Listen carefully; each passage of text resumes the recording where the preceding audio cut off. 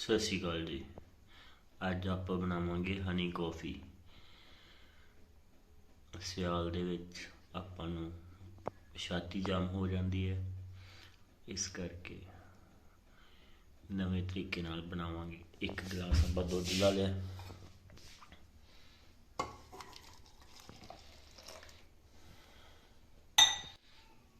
ਆਪਣੇ ਦੁੱਧ ਨੂੰ ਉਬਾਲ ਆ ਗਿਆ ਜੀ। ਆਪਾਂ ਇਹਦੇ 'ਚ ਮਿਕਸ ਕਰਾਂਗੇ ਹਨੀ। ਇੱਕ ਚਮਚ ਹਨੀ ਦਾ ਪਾਵਾਂਗੇ ਆਪਾਂ।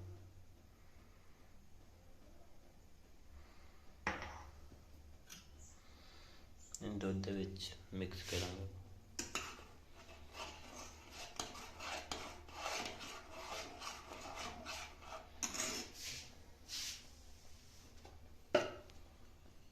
ਅੱਧਾ ਚਮਚ ਸ਼ੂਗਰ ਐਡ ਕਰਾਂਗੇ ਜੀ,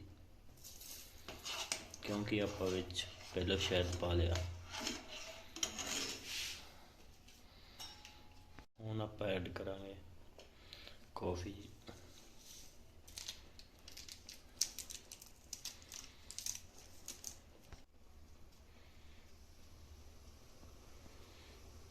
कॉफ़ी ने पूरा उबाल आ गया, वधिया तरीके नाल अपनी बन गई जी। आप गिलास के मिक्स करेंगे हम कॉफ़ी।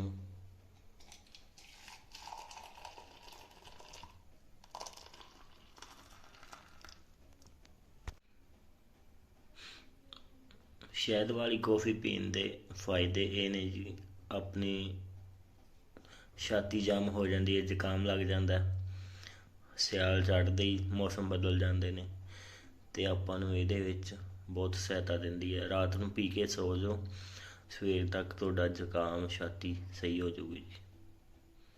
अपनी हनी कॉफ़ी रेडी है जी। सियाल दे विच तुसीं आनंद लो कॉफ़ी पी के।